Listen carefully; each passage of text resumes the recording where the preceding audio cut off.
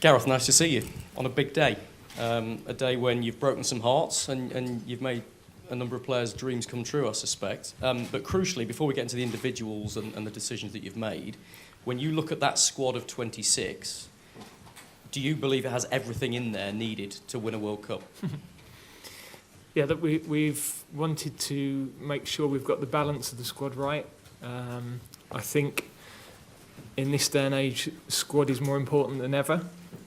We're now 5 substitutes. You can have almost half the team changed during a game. So you want different options for different moments of matches and for different stages of the tournament as well.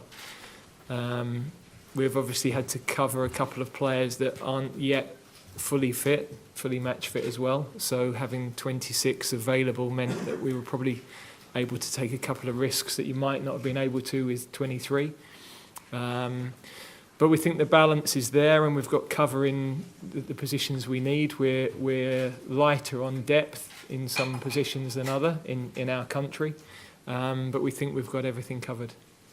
We said widely across every bit of the media, I think, before you picked your squad, that James Maddison would be the headline story, whether he was in or whether he was out.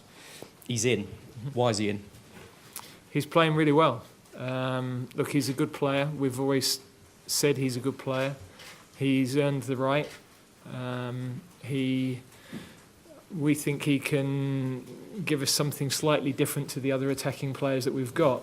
So I think at various stages there have been conversations, debates about James. There's been moments where, ahead of the Euros, I don't think he was in contention. He had a bit of a problem with his hip, and then I think September was probably a fair debate. But I think he's playing as well as any of the attacking players in this country. And he is a little bit different to the others. We've got different types of threat, and I think we could need that. Did you speak personally to Callum Wilson? Was he absolutely delighted? I haven't had a chance with Callum. I did speak to James because I think this morning there was a lot of speculation that James wouldn't be with us, and we'd decided a couple of weeks ago that we would, but we weren't obviously going to go and tell him then. I didn't get a chance to speak with Callum. My priority always on these days is the difficult conversations and the sad news, and that is really tough. There's not many situations in football harder than that. Maybe releasing a young player at the early stages of their career, but the nature of those conversations, good and bad, reminds you of how much it means to a player to go to a World Cup, and I'm very conscious of that. So it is a great day, but also for some I've had to disappoint them. One of those is Tammy Abraham, I suspect, and you've gone for Wilson ahead of Tammy Abraham. What was that discussion and debate like in your mind? Yeah, look, Tammy's had a poor run of scoring form at the wrong time, really, and it's not a case where we're 3-4 weeks away from a finals and the start of the first match. We're now 10 days, and so form could be more important. I think we don't really know any of the players. We're watching their club form, but we don't really know where they are until we see them face to face, until we see them on the training pitch. We get regular medical updates from all their clubs, but there'll be medical issues that we're not completely aware of yet. We know the form we're seeing in the matches, but even so, you still don't get the full picture from the players until you're able to speak with them, work with them, and see how they train with each other. You hinted that you wanted extra cover for players that might be struggling with injury, and obviously Calvin Phillips and Kyle Walker are the two obvious ones there. How are they? How big a gamble is it to include them in this squad? And can we assume that neither can really play a part in the opening game? No, that's not the case. I mean, Calvin played last night, so I think with him, he's free of injury. We are aware that he's not going to be able to play 90 minutes. That won't be possible. We're going to have to build his fitness level, but he's available. He's free of injury, and we don't really have. We have Declan Rice as a defensive midfielder. Hendo can play there, but it's not his number one position. So we don't have a lot of cover for that role in the country. And Calvin is a super player. and we feel that that's a risk worth taking, because he's also generally his fitness is good, and we think he can add to the group. And Kyle, similarly? Kyle, a little bit different in that he's not back in full training yet, but he's going to be available before the end of the group stage. And of course we had to make a very difficult call with Reece, who we think is a fantastic player, but he wasn't going to be available until, if everything went perfectly, until the latter stages of the tournament. And there were too many unknowns for us on that road to recovery. And also I don't think we can take a player who's not available for the group. That would be deemed arrogant in some circles. But also we'd then be dropping, if everything went well and he was available and he was ready and we were picking him, then you'd be dropping him into a quarter-final after 8 weeks out, and that would be really demanding. So, yeah, tough call. Kyle is a long way ahead of that and is progressing really well. Thank you. Karen? Hello, Gareth. Can we look at Harry Maguire, a player that's struggling to get minutes but has been a stalwart for you? What was your decision-making process, and how much have you been in touch with Manchester United about what he's doing when he's not getting those playing minutes? And will you be considering him as an out-and-out attacker after his playing time alongside Ronaldo against Real Sociedad? Well, physically, we've had really good communication with all of the clubs in this period on the training loads of all of the players, because we've got to pick that up immediately on, it'll be Wednesday before we see them on the training pitch. So we needed to know those who are playing, what's their load, those who are playing less regularly. Some have had a unbelievably intense schedule, some have had less so. So we're picking up various fitness levels, and we've got to get that right on the training pitch. We've picked our more experienced defenders, and we think that at this moment in time the younger ones have got some really good qualities, but we don't think they've quite done enough to push the more experienced ones out. And we think the tournament we're going into and the level of the matches, that needed to be the pecking order. You've always said that Trent Alexander-Arnold is an outstanding player, always in consideration, but he didn't start in the games building up to this announcement. What conversations did you have with him, and what's been his reaction that he is now in the squad? No, as I said, really the only phone calls I've made have been to the two lads that are coming back from injury, the boys I left out of the squad, and then to James, because I felt that was an important call to make this morning. The rest of the guys, there's only so many hours in the day, and we've been monitoring fitness, monitoring matches, dealing with so much. So I think they'll be delighted they'll get the news, and we've got plenty of time to chat over the next few weeks.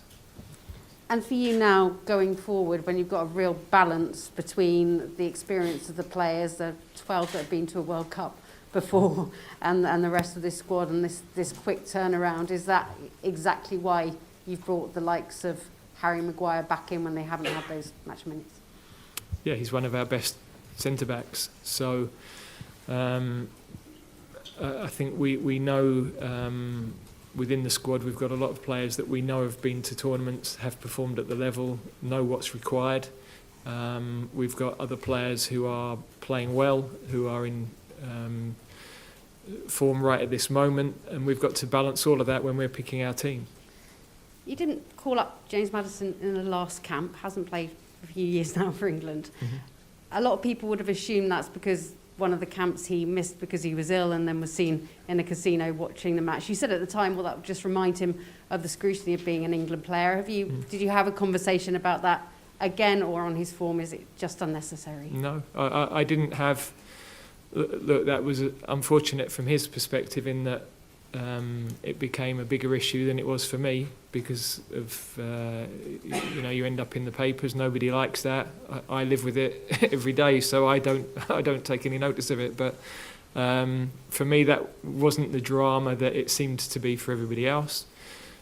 He's always been up against some really good players in that area of the pitch, and there's been moments where we were playing 4-3-3, no number 10 type profile, and that didn't necessarily fit. But he's as I said earlier, he's playing exceptionally well. We like the fact that he finds those pockets of space. He gets turned, he plays forward. Not enough players play forward in this day and age. And of course, his set play delivery is outstanding. And he can score goals from distance, which against low block defences is another attribute that is a little bit different to some of our other players. Thanks, Kerry. We'll go to John Murray from the BBC. Hiya, Gareth. You got me? Yeah. Can you give us a flavour of what James Maddison's reaction was when he answered and you told him the news? Yeah, he was delighted, and as I said, I had some very difficult calls that were emotionally at the other end of the spectrum. So, yeah, it was nice to give myself a little bit of an enjoyable end to that, because I'm excited about going to a World Cup. It's my fourth, and that's a privilege and an honour. And all of those calls, the difficult ones and the really enjoyable ones, were a reminder of what it means to the players. And what would you say this 26 that you've chosen this time has got that makes it stand out from the other two big squads you've picked for the World Cup and the Euros? Well, I think they've all been good squads. I mean, in 2018 we were at the start of something where we hadn't won a knockout game for 10 years, and there was a little bit less experience perhaps within the group of big matches. I think this is similar in terms of its standing to the group that went to the Euros, and of course, within that period of time from the start to the end of that, some players have moved on age-wise, some players haven't progressed in the way they might have done. New players, young players have emerged that have given us great competition for places in most areas of the pitch. So we're excited by the group. We think there's a lot of exciting talent within it, but the whole group have got to come together. There's a lot of challenges. It's a unique situation for everybody, this tournament, the timing of it, and the obstacles just to get to this point medically as much as anything. So we've got to adapt better than everybody else in this coming period. Thanks. Go to Channel 4 at the front. Hi, Gareth. Have the FA and the players come to a collective decision about what you will do or say if members from the LGBTQ plus community are victimised in any way during this particular World Cup? And as a follow-up question, Iran is your first match at this competition. They have been supplying the likes of Russia with weaponry. Should they be at this World Cup? So regarding the LGBT community, we stand for inclusivity, and we're very, very strong on that. We think that's important in terms of all our supporters, and we understand the challenges that this tournament brings within that. If it wasn't for the strength of that community, we wouldn't be women's European champions. So it's very, very important to us. With Iran, that's a political situation that I don't know enough about to be able to comment. So those decisions have to be taken by governing bodies, and I can't comment with enough authority to give you a really considered view. FIFA have asked that nations don't talk about anything other than football when the football starts. Will you be going along with that? I think that's highly unlikely. I think we have always spoken about issues that we think should be talked about, particularly the ones we feel we can affect.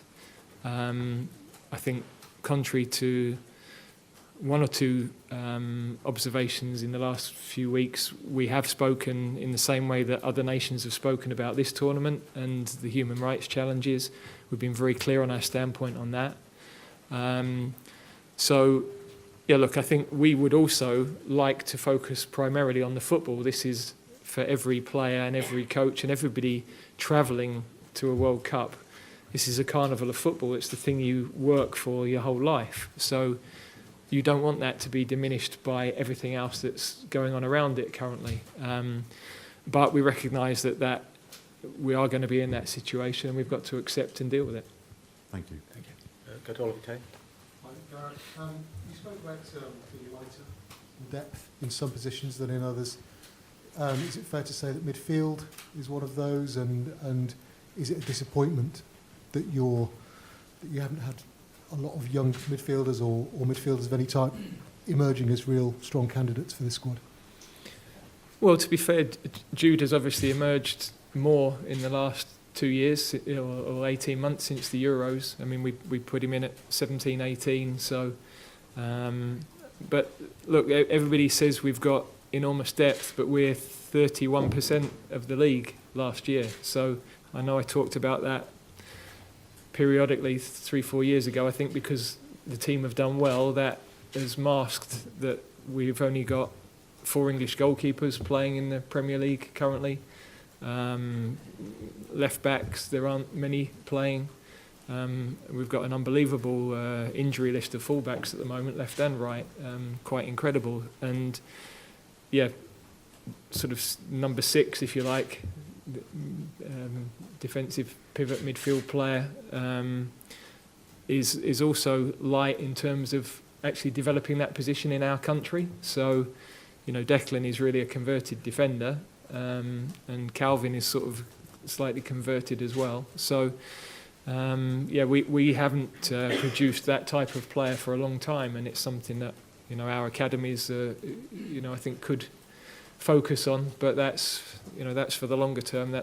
We've got the players we've got. We're happy with the squad we've got. We always have to find a way of playing to the best attributes of the players we've got, and we can be exciting and dangerous, even though we don't have those types of profile of players. And Antonio Conte was saying last night that Harry Kane is tired, exhausted. I'm sure he is. Yeah. Is that a concern for you? Not well, particularly with Harry, but with all the players that a lot of them do look tired or are carrying injuries. Yeah. Look, again, I think I've stood here several times in the last year and said this World Cup, everybody said this World Cup being in the middle of the season would be better for us, and I said we would lose players. Sadly, that has been the case. The schedule is what it is, but we've got to refresh the players. We've got to excite them when they get through the door. We've got a period of time where we won't set foot on the training pitch when they arrive because we'll travel on Tuesday. So we have got some that need to train. And we've got some that will benefit from a few days of doing nothing but get excited about playing for England, frankly. So we can only manage that when the players are with us. We understand the challenges for the clubs now and after the tournament, and we've just got to make sure we focus on the bits we can control. Thank you. Take one there. What have you learnt from the Euros that you can take into the World Cup? And why did you decide not to select James Ward-Prowse? Yeah, with James, he's really competing profile-wise with Bellingham and Henderson, maybe to a lesser degree Gallagher. I don't see him in the same profile as Rice or Phillips. They're different types of players. He's just behind those guys, frankly, and it's as simple as that. Now, we've still got another round of games to get through, so I've spoken with a few of the players to say that things can still change over the weekend. From the Euros, there's loads of things we've learned, loads of things we did right, loads of things that actually won't apply in this tournament because it's a different time of the year, it's more condensed, we don't have warm-up games, we're going to be playing in different conditions heat-wise. So you're always learning from every tournament, but also there are unique things around every tournament as well, and we've got to make sure that we weave all of that together. And have you spoken to Ben White?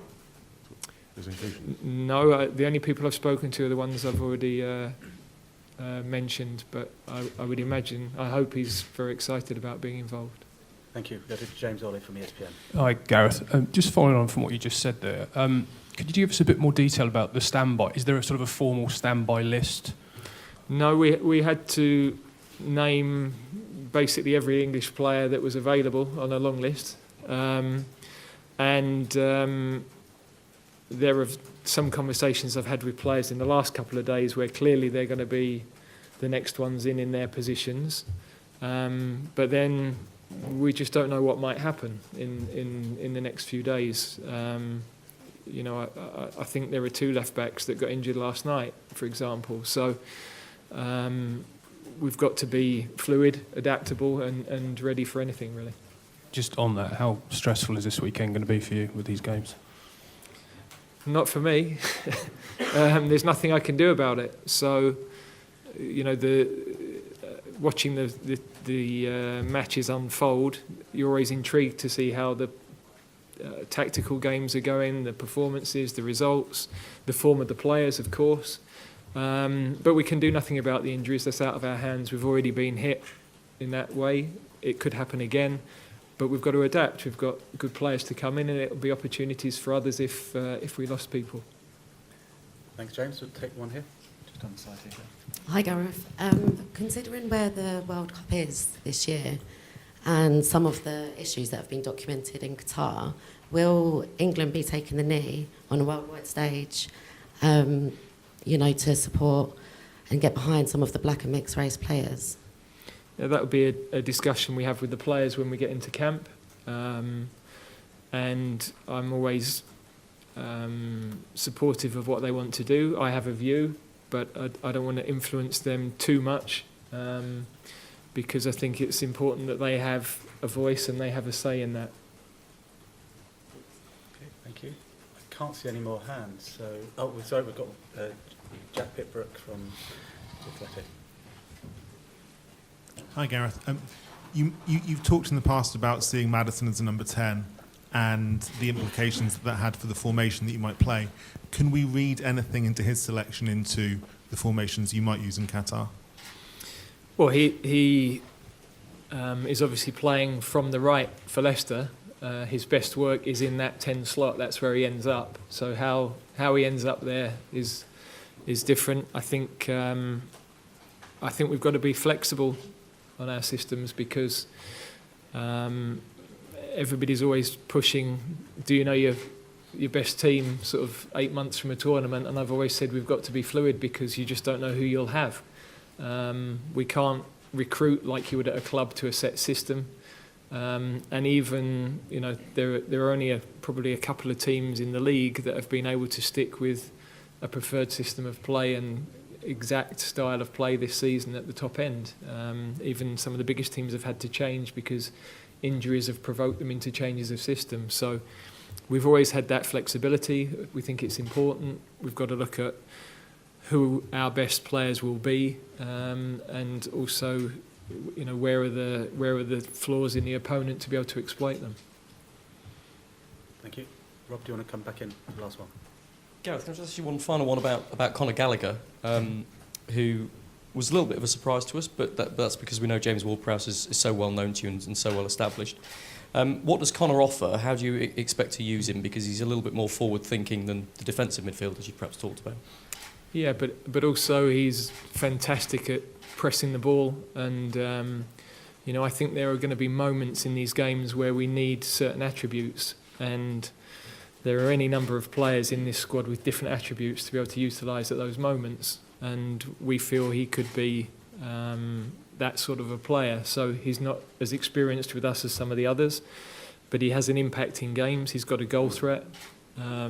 He's when you talk about midfield players, you look at, do they stop goals, do they create goals, do they score goals? He does a little bit of all of that, actually. So we were really pleased with the way he responded to being left out of our squad, went with the under-21s, performed really well. His mentality was excellent, and it's a great example that if you approach it in that way, there's always a route back with us, and he's managed to achieve that straight away. Thank you. We'll go to Matt Reed. Hi, Gareth. So a number of our players are short of their top form at the moment, and short of their top form with England from recent performances or fitness. So how are we going to transform that over the coming weeks before the first game, and how key will the group stages will be in building that confidence and building that form, essentially? Yeah, I mean, look, form can be temporary, but that's a very individual thing, and the key is the work on the training pitch. We don't have a long time to do that, so we've got to see very quickly how people present we've got a pretty good idea of where people stand at the moment, but there's opportunity here because there are players who are in good form who could push their way into the starting 11, and we're not steadfast on an 11. I think there are some players that we're pretty certain next week will be in that starting team, but there are a number of positions that we want to have a look at and to see exactly how people present. Part of that is this schedule that they're coming in off as well, because some have played every 3 days for the last 5-6 weeks, and we just don't know what the impact of that's going to be. Thank you, and we'll finish with one from Gabriel. Thanks very much, Greg. Gareth, 21 of the 26 named were in the original Euro squad. What does that tell you about the foundation you've got, and is the best yet to come from a group you know so well? Yeah, I think that if you get to the final of a competition 18 months ago, there should be a fair amount of stability in terms of what that group were capable of on the biggest stage, but also room for people who are playing well to come into the group. And we've always tried to work that way. I think you've got to, I know people talk about being overly loyal, but you've got to have some consistency in your thinking, because it's hard to build something without having that consistency, and then others can come in and thrive. So without doubt, there are a number of players who will be better for the experiences they've already had. The key now is that we have to show that on the biggest stage. It also says that it's been hard to break into this squad. Well, no, I would argue that, across 18 months, 5 is quite a big turnaround, because there's only Connor in terms of young ones who's come in, I think, into that. I'm trying to think back 18 months. We've looked at one or two others. There was a period where Emil Smith-Rowe had a go and was playing really well. We've sadly lost him. Obviously, we've lost Reece, but Reece was with us in the Euros. So, and Ben. But yeah, look, I think most international or most teams across a period of 18 months wouldn't change much more than 4 or 5 players. Okay, thank you. We'll leave it there. Thank you, Gareth. Thank you, everybody, and we'll see you in Qatar. Thank you.